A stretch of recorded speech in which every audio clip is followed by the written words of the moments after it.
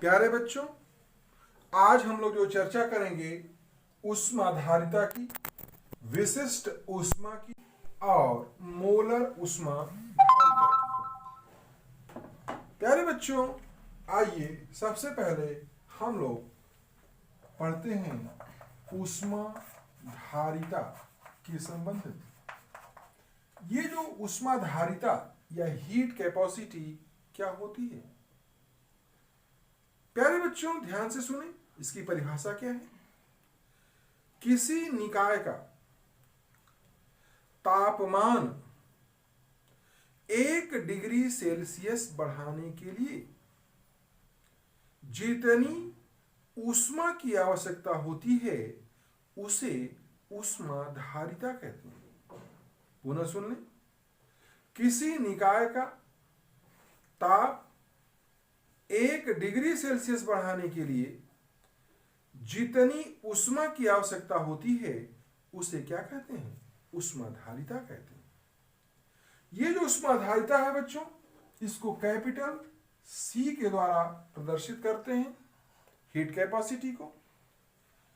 अब प्यारे बच्चों, एक चीज ध्यान रखना है कि समान परिस्थितियों में भिन्न भिन्न मात्राओं के लिए, अगर एक ही पदार्थ की भिन्न भिन्न मात्राएं हैं तो उसके लिए जो ऊष्माधारिता होती है उसका मान भी भिन्न भिन्न होता है। इसका मतलब क्या हुआ कि ऊष्माधारिता का मान पदार्थ की मात्रा पर निर्भर करता है। इसलिए ऊष्माधारिता कैसा गुण है? एक विस्तीर्ण गुण है। कैसा गुण है बच्चों? एक विस्तीर्ण गुण है। तो ऊष्माधारिता किस बात पर निर्भर करता है? पदार्थ की मात्रा के समानुपाती होता है, अर्थात पदार्थ की मात्रा पर निर्भर करता है। इसलिए ऊष्माधारिता एक विस्तीर्ण गुण है। कैसा गुण है बच्चों? विस्तीर्ण गुण। अब आइए हम लोग चर्चा करें कि माना किसी निकाय को Q ऊष्मा दी जाती है। कितनी ऊष्मा दी जाती है? Q। तो उसका ताप T1 से बढ़कर T2 हो जाता है। कितना होता है बच्चों? T2 हो जाता है। तो C बराबर क्या होगा? Q बटे T2 माइनस T1 या Q बटे डेल्टा T, या Q बराबर क्या हो जाएगा? C into delta T। अब ये जो समीकरण आ गया, ये क्या हो गया? दी गई जो ऊष्मा है वह तापांतर के समानुपाती होती है। किसके समानुपाती? तापांतर के। तो बच्चों, दूसरे शब्दों में हम लोग क्या क्या लिख सकते हैं कि ये जो Q ऊष्मा है यह डेल्टा T तापांतर के समानुपाती होती है, या Q बराबर C इंटू डेल्टा T, जहां C क्या है? एक स्थिरांक है। क्या बच्चों? एक स्थिरांक। और ये जो C स्थिरांक है इसी को क्या कहते हैं? ऊष्माधारिता कहते हैं। तो प्यारे बच्चों, फिर से ध्यान से देख लें कि माना किसी निकाय को यदि Q ऊष्मा दी जाती है तो उसका ताप क्या करेगा? T1 से बढ़कर कितना हो गया? T2 हो गया। तो ये C ऊष्माधारिता बराबर Q बटे T2 माइनस T1 या Q बटे डेल्टा T। डेल्टा T क्या है? तापांतर। या Q बराबर C इंटू डेल्टा T।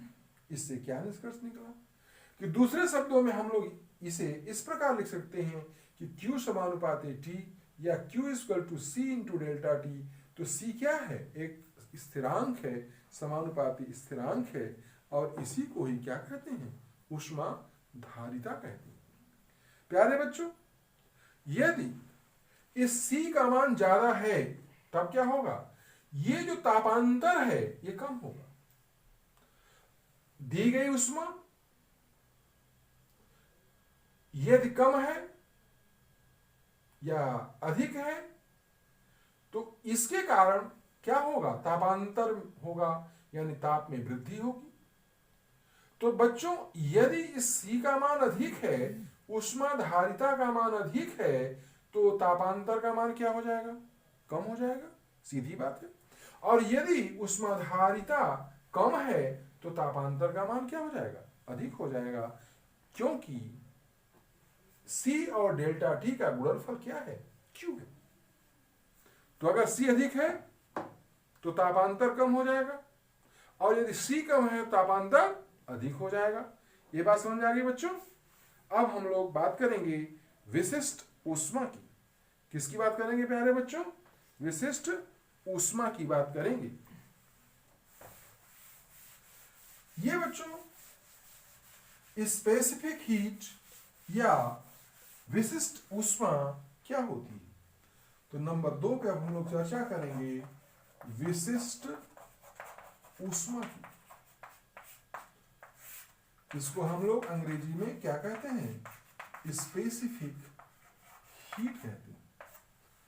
अब ये जो विशिष्ट ऊष्मा होती है बच्चों, इसको स्मॉल c के द्वारा प्रदर्शित करते हैं, छोटे c के द्वारा प्रदर्शित करते हैं। किसके द्वारा, छोटे c के द्वारा। और बच्चों ये जो विशिष्ट ऊष्मा है या इसको विशिष्ट ऊष्माधारिता भी कहते हैं, इसकी क्या परिभाषा होगी, तो बच्चों एकांक द्रव्यमान की, ध्यान देना है, एकांक या इकाई द्रव्यमान की किसी निकाय का ताप 1 डिग्री सेल्सियस या 1 केल्विन बढ़ाने के लिए जितनी ऊष्मा की आवश्यकता होती है उसे विशिष्ट ऊष्मा या विशिष्ट ऊष्माधारिता कहते हैं।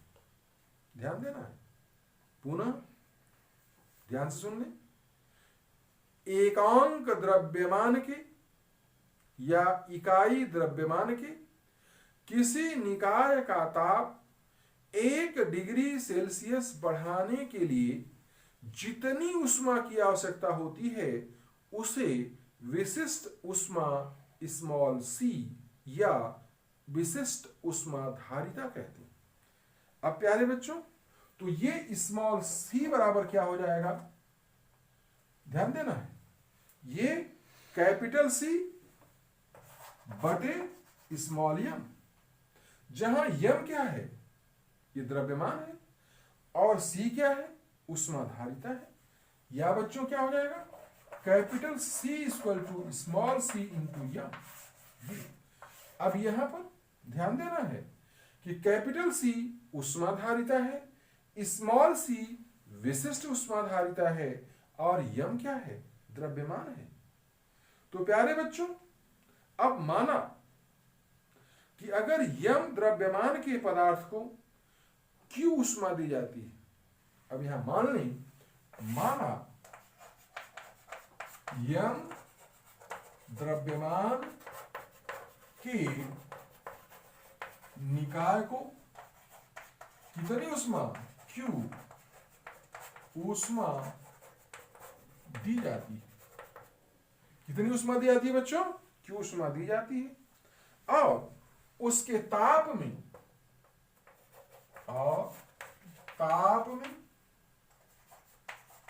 वृद्धि कितनी होती है, डेल्टा T होती है।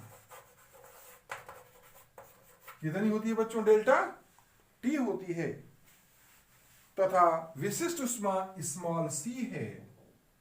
यदि विशिष्ट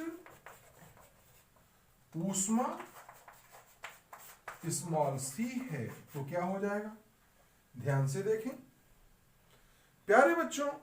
अभी आपने देखा था कि ये जो Q है ये बराबर C इंटू डेल्टा T। तो अगर ये C के मान को हम यहां रख दें तो क्या हो जाएगा, C into m into delta T। तो ये Q बराबर क्या आ गया, C into m into delta T. जहां बच्चों ये Q क्या है, दी गई उष्मा है, स्मॉल c ये क्या है, विशिष्ट उष्मा है, और m क्या है, द्रव्यमान है, और ये डेल्टा टी क्या है, तापांतर है। अब एक चीज और ध्यान देना है बच्चों कि ये जो विशिष्ट उष्मा है यह एक गहन गुण है। कैसा गुण है बच्चों, गहन गुण। इसको ध्यान से देखेंगे। गहन गुण का मतलब क्या हुआ, जो मात्रा पर निर्भर नहीं करता। तो अभी इसके पहले आप लोगों ने देखा था कि जो ऊष्माधारिता है वह पदार्थ की मात्रा पर निर्भर करता है, इसलिए विस्तीर्ण गुण है। लेकिन विशिष्ट उष्मा या विशिष्ट ऊष्माधारिता ये क्या है बच्चों, यह एक गहन गुण है जो मात्रा पर निर्भर नहीं करता। अब प्यारे बच्चों, अब हम लोग चर्चा करेंगे तीसरा, मोलर ऊष्माधारिता। ये मोलर ऊष्माधारिता क्या होती है, मोलर हीट कैपेसिटी। ध्यान दीजिए, मोलर ऊष्मा धारिता, इसको अंग्रेजी में कहते हैं मोलर हीट कैपेसिटी। इसे कैसे परिभाषित करेंगे, ध्यान दीजिए।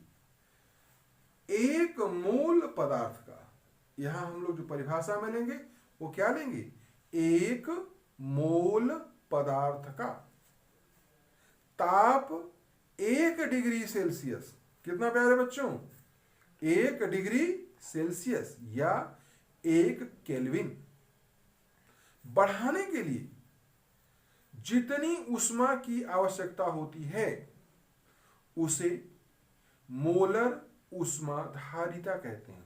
पुनः ध्यान से सुनिए, किसी पदार्थ की 1 मोल का ताप 1 डिग्री सेल्सियस या 1 केल्विन बढ़ाने के लिए जितनी ऊष्मा की आवश्यकता होती है उसे मोलर ऊष्माधारिता कहते हैं। इसे बच्चों सीएम द्वारा प्रदर्शित करते हैं, और ये भी एक गहन गुण है।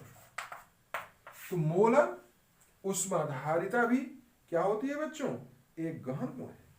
तो सीएम बराबर क्या हो गया, सीएम बराबर सी बटे एन, जहां सी क्या है, ऊष्माधारिता, और एन क्या है, मोलों की संख्या, मोलों की संख्या। तो अब आपके पास ये जो मोलर ऊष्माधारिता सीएम है वो किसके बराबर हो गई, कैपिटल सी बटे एन के बराबर हो गई, जहां एन क्या है बच्चों, पदार्थ के मोलों की संख्या। अब आप जानते हैं कि चूंकि सी बराबर, अभी आपने क्या निकाला था, सी बराबर क्या निकाला था, Q बटे डेल्टा टी। तो अगर बच्चों हम लोग इस मान को यहां रख दें तो क्या हो जाएगा, Cm बराबर C की जगह Q बटे डेल्टा टी इंटू एन। तो अब ये जो फार्मूला हो गया कि Cm बराबर Q बटे डेल्टा टी इंटू एन। तो बच्चों अब यहां से आपने ध्यान से देख लिया कि ऊष्माधारिता क्या होती है। फिर उसके बाद हम लोगों ने पढ़ा विशिष्ट ऊष्माधारिता क्या होती है, और अभी आपने पढ़ लिया कि मोलर ऊष्माधारिता क्या होती है। प्यारे बच्चों, एक ही पदार्थ के लिए जो ऊष्माधारिता है या जो विशिष्ट ऊष्माधारिता है या जो आपका ये मोलर ऊष्माधारिता है, इसका मान भिन्न भिन्न होता है।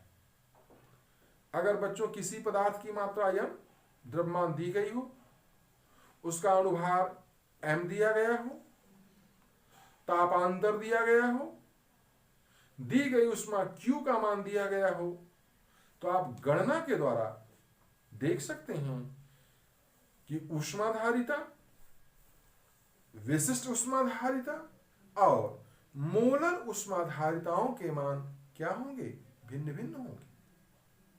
एक चीज जो महत्वपूर्ण हमने बताया, क्या बताया कि जो बच्चों ऊष्माधारिता होती है वह एक विस्तीर्ण गुण है, लेकिन जो विशिष्ट ऊष्माधारिता है या मोलर ऊष्माधारिता है, यह क्या होती है? एक गहन गुण होती है। अब आइए मोलर ऊष्माधारिता के प्रकार के बारे में अध्ययन करें। प्यारे बच्चों, ये जो मोलर ऊष्माधारिता होती है, ये दो प्रकार की होती है। ऊष्माधारिता के प्रकार, पहला स्थिर दाब पर मोलर ऊष्माधारिता, और इसको डिनोट करते हैं सीपी से। किसे डिनोट करते हैं? सीपी से।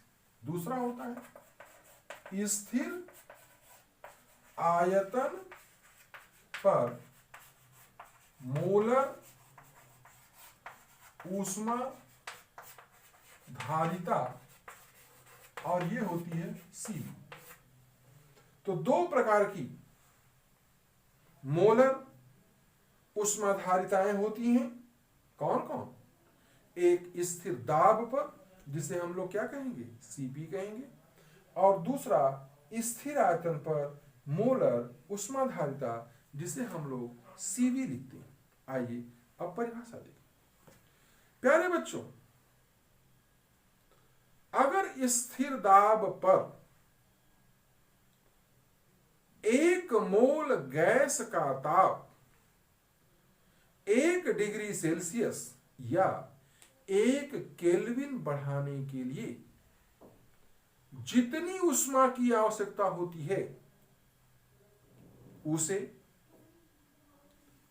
मोलर ऊष्माधारिता सीपी कहते हैं। ध्यान देना है, स्थिर दाब पर किसी गैस की 1 मोल का ताप 1 डिग्री सेल्सियस या 1 केल्विन बढ़ाने के लिए जितनी ऊष्मा की आवश्यकता होती है, उसे मोलर ऊष्माधारिता सीपी कहते हैं।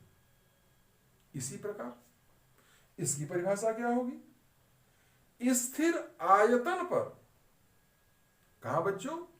स्थिर आयतन पर 1 मोल गैस का ताप 1 डिग्री सेल्सियस या 1 केल्विन बढ़ाने के लिए जितनी ऊष्मा की आवश्यकता होती है, उसे मोलर ऊष्माधारिता सीवी कहते हैं। क्या कहते हैं बच्चों? सीवी। तो ये स्थिर दाब पर मोलर ऊष्माधारिता और ये स्थिर आयतन पर मोलर ऊष्माधारिता। अब ये जो सीपी और सीवी हैं, इसमें क्या संबंध है? आइए अब हम लोग इसकी चर्चा करें। तो प्यारे बच्चों, मोलर ऊष्माधारिता दो प्रकार की होती है। कौन कौन? सीपी और सीवी। तो सीपी व सीवी में संबंध। अब देखिए बच्चों, पहले हम लोग लेते हैं स्थिर आयतन पर। तो अब स्थिर आयतन पर सीवी इक्वल टू क्या होगा? ध्यान से देखें। तो ये जो सीवी होगा, that is equal to QB upon delta T, या क्यू बराबर सीवी इंटू डेल्टा टी। तो क्यूबी बराबर CV into delta T, that is equation number 1। इसी तरह से बच्चों, स्थिर अगर हम लोग आयतन पर लेते, स्थिर दाब पर लेते हैं, तो स्थिर दाब पर क्या हो जाएगा?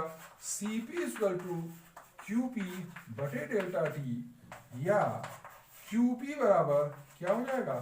CP into delta T, that is equation number 2। अब प्यारे बच्चों, एक चीज ध्यान रखना है, अगर हम लोग स्थिर आयतन पर ऊष्मा देते हैं, तो ये जो दी गई ऊष्मा है, यह आंतरिक ऊर्जा में परिवर्तन करती है। किसमें परिवर्तन करती है? आंतरिक ऊर्जा, तो ऐसे भी लिख सकते हैं, दैट इज क्वेश्चन नंबर 1। और यहां पर बच्चों स्थिर दाब पर ये किस में परिवर्तन करती है, डेल्टा एच, एंथैल्पी में। तो स्थिर आयतन पर दी गई ऊष्मा आंतरिक ऊर्जा में परिवर्तन करती है और स्थिर दाब पर दी गई ऊष्मा एंथैल्पी में परिवर्तन करती है। इतनी बात समझ गए। अब बच्चों क्या करेंगे, अब हम लोग समीकरण दो से एक को घटाने पर, क्या करने पर बच्चों, घटाने पर, तो अगर घटाएंगे तो क्या हो जाएगा, Cp delta T minus Cv delta T बराबर delta U minus delta H minus delta U। अब देखो बच्चों, हमने क्या किया, समीकरण नंबर 2 में से समीकरण नंबर 1 को घटा दिया, तो 2 क्या है, Cp delta T minus Cv delta T बराबर delta H minus delta U। अब बच्चों आदर्श गैस समीकरण के लिए आपने क्या पढ़ा है, आदर्श गैस के एक मोल के लिए आपने पढ़ा है कि पीवी बराबर आरटी। क्या पढ़ा है, पीवी बराबर आरटी। और यहां पर बच्चों अगर हम एंथैल्पी परिवर्तन की बात करें तो एंथैल्पी परिवर्तन में अगर हम पीवी के स्थान पर आरटी रख दें तो जो समीकरण आप लोगों ने प्राप्त किया था वो क्या प्राप्त किया था, हम लोगों ने डेल्टा एच बराबर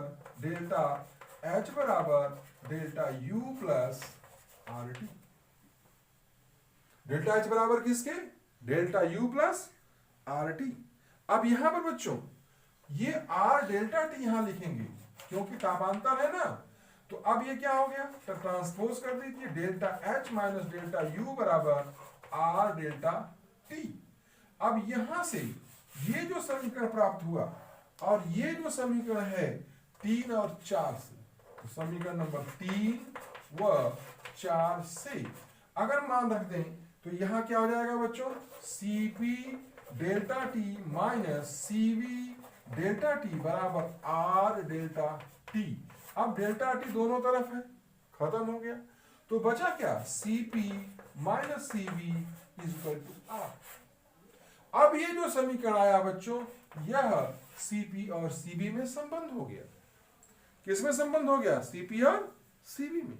तो फिर से ध्यान से देखना, स्थिर आयतन पर Cv बराबर Qb बटे डेल्टा टी या Qb बराबर Cv इंटू डेल्टा टी, और ये जो दिया गया ऊष्मा है आंतरिक ऊर्जा में परिवर्तन करेगा, that is equal to delta U.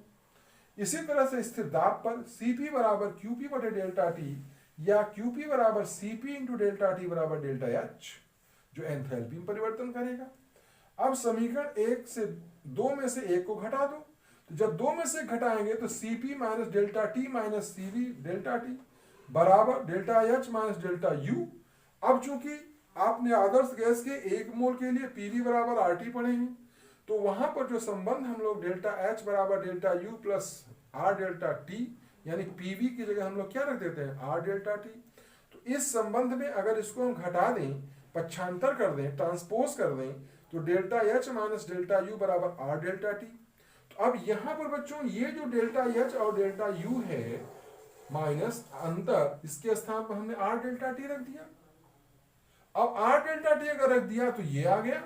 अब देखो यहां डेल्टा टी को क्या करेंगे, हटा देंगे क्योंकि दोनों तरफ है, तो ये क्या निकल के आ गया, Cp minus Cv equal to are.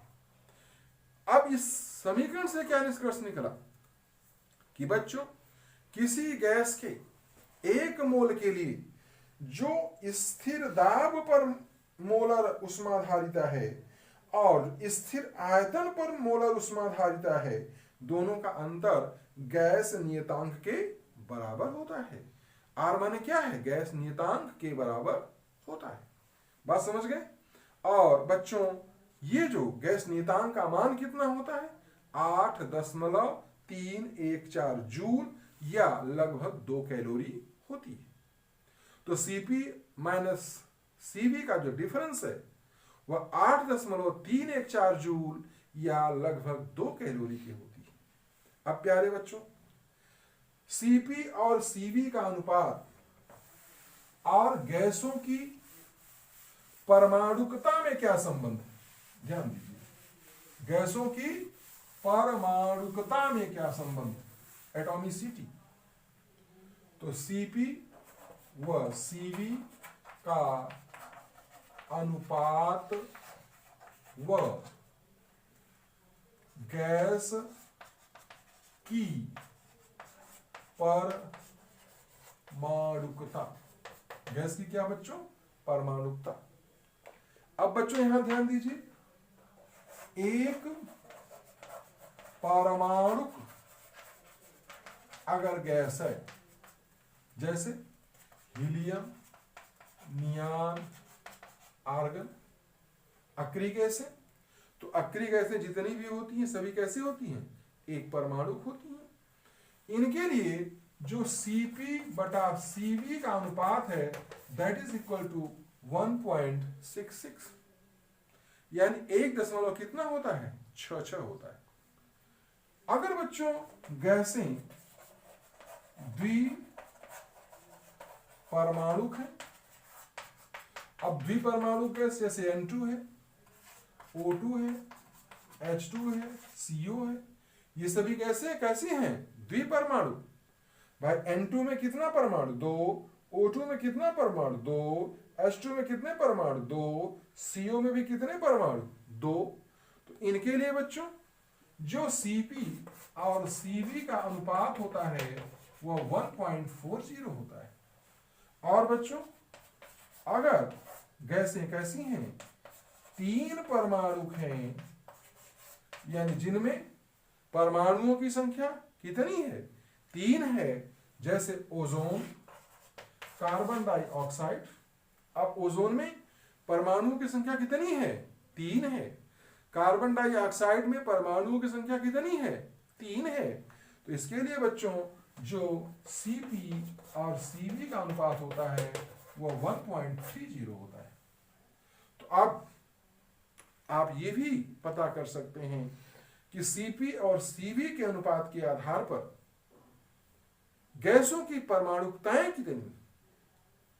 यदि किसी गैस के लिए Cp और Cv का अनुपात मान लीजिए 1.40 आ रहा है तो गैस कैसी होगी, द्विपरमाणु।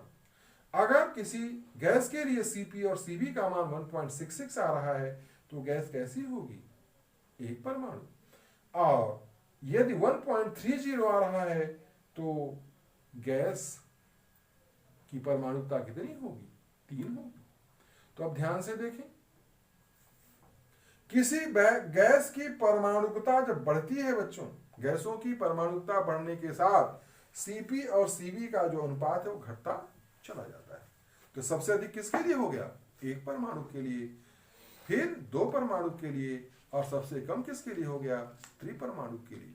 तो आज आप लोगों ने क्या क्या सीखा, ऊष्माधारिता क्या है, किस तरह का गुण है, विशिष्ट ऊष्मा या विशिष्ट ऊष्माधारिता क्या है, वह किस प्रकार का गुण है, या हम लोगों ने मोलर ऊष्माधारिता को पढ़ा, मोलर ऊष्माधारिता क्या है, यह किस प्रकार का गुण है, मोलर ऊष्माधारिता कितने प्रकार की होती है, 2 प्रकार की, Cp और Cv, Cp और Cv में क्या संबंध है, और विभिन्न गैसों के लिए Cp और Cv का क्या अनुपात है।